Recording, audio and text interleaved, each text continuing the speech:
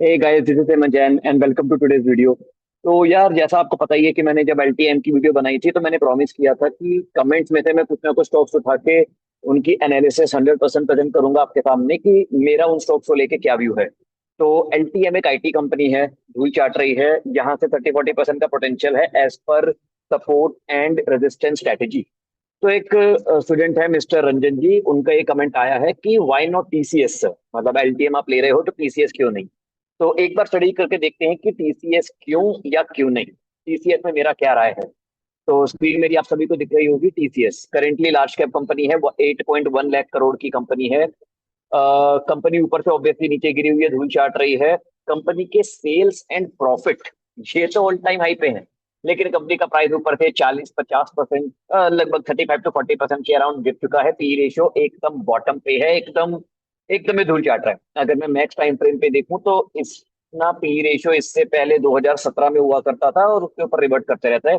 But या sale profit all time high पे, price to earning ratio धूल चाट रहा है। अगर कंपनी के मैं ईयरली सेल्स देखूं ऑल टाइम हाई पे, ईयरली प्रॉफिट देखूं ऑल टाइम हाई पे, तो सारी फंडामेंटल्स ग्रेट लगते हैं। एंड साथ में प्रोमोटर्स होल्डिंग नाइन, प्रोमोटर्स कह रहा हूँ, पावरफुल प्लेट की होल्डिंग 95% है। केवल 5% माल पब्लिक के हाथ में है, बाकी सारा माल बिग प्लेट के हाथ में है। तो यार, जब सारा माल बिग प्लेट्स के हाथ में है, कंपनी के प्रॉफिट्स अच्छे हैं, सेल्स अच्छी हैं, तो फिर कंपनी गिर क्यों रही है, कंपनी धूल क्यों चाट रही है? कोई तो रीजन होगा। तो रीजन आप सबको भी पता ही है, रीजन है रिलेटेड टू एआई। लोगों को लग रहा है एआई एआई आएगा और इन सब चीजों को खा जाएगा, एंड जो है कंपनी आगे नहीं बढ़ पाएगी बिकॉज ऑफ एआई। ऐसा कई सारे लोगों को लग रहा है। चार्ट पे जाने से पहले चलो मैं एक चीज आपको दिखाना चाहूंगा जो न्यूज वाले आपको नहीं बताते।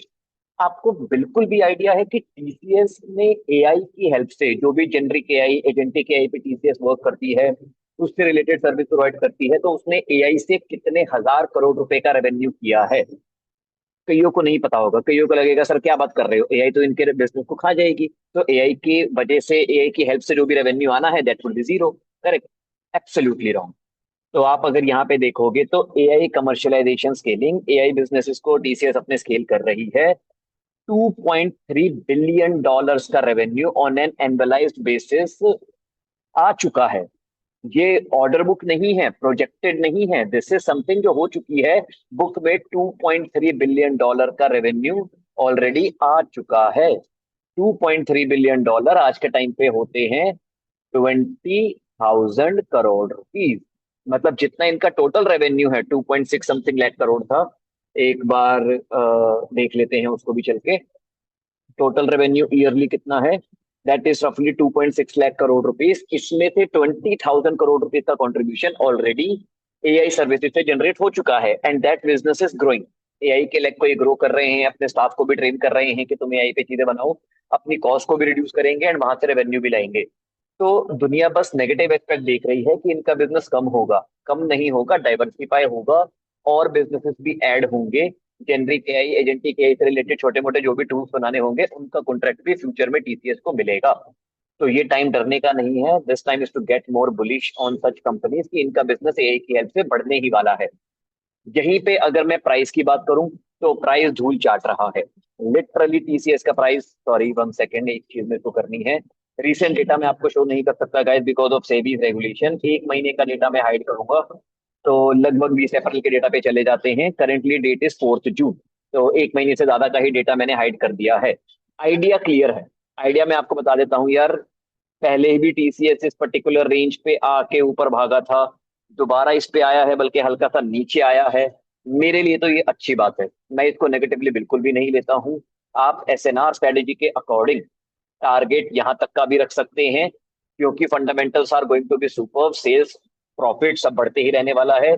ऑल टाइम हाई का भी टारगेट रख सकते हो। मेरे पास भर भर के टीसीएस है। आई थिंक 10-12 लॉट टीसीएस के होंगे। 10 लॉट इज इक्वल टू लगभग 60 लाख रुपए का मेरे पास टीसीएस ही रखा हुआ है, क्योंकि मेरे को पता है ये ऊपर जाएगा। कोई इनसाइडर नहीं है, business understanding and gut feeling and proper strategy and proper business को समझ के ही मैं ये डिसीजन ले पा रहा हूँ कि टीसीएस ऊपर जाएगा। Now it's up to you. आपको स्टॉक को नीचे देख के डरना है या लॉन्ग टर्म बिजनेस और एआई की ग्रोथ पे बेट लेते हुए इस पे काम करना है? क्योंकि पूरा वर्ल्ड इंडियन सॉफ्टवेयर इंजीनियर से ही काफी ज्यादा सर्विस लेता है, और TCS, Infosys, HCL tech, tech Mahindra, Wipro, इनका बिजनेस कहीं नहीं जाने वाला। ऊपर नीचे होगा, उसको ओवरकम करने के लिए they will innovate, they will focus on the services जिसकी डिमांड होगी, एंड वो उससे रिलेटेड सर्विसेज बाहर प्रोवाइड करेंगे, and that's how they are going to increase lots of their revenue. यही हो रहा था, यही हो रहा है, यही होता रहेगा। अगर आपको बड़ा पैसा बनाना है तो आपको 5-10 साल के आगे का विजन सोच के डिसीजन लेने पड़ेंगे। नीचे धूल चाट रहा है, 30 की पी पे जाएगा, मैं प्रॉफिट बुकिंग के बारे में सोचूंगा। तो फ्रॉम दैट पर्सपेक्टिव मेरे अकॉर्डिंग जिस तरीके से मैं ट्रेड करता हूँ, डबल का पोटेंशियल तो इसमें है ही। डबल की सोच के ही मैं बेर मिनिमम इसमें ट्रेड लेने वाला हूँ।